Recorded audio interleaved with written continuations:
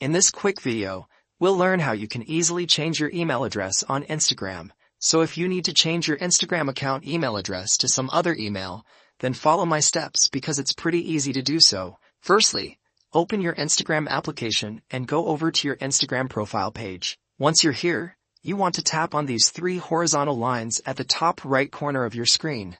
This menu will show up, and you want to tap on the Settings and Privacy option at the very top.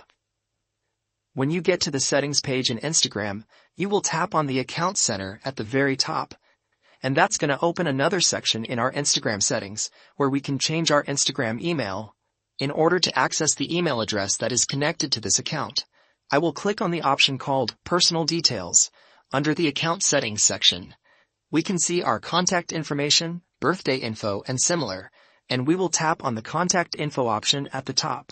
That's going to open the page where we can see our phone number, as well as the email address that is connected with this Instagram account. I have multiple addresses, and you can tap on the email address that you don't want connected to this Instagram account anymore, and you can click on the Delete button to remove that email. If you want to add another email address and change it, simply tap on the Add New Contact option at the bottom, and you will be able to add a new email address to your Instagram account and change it.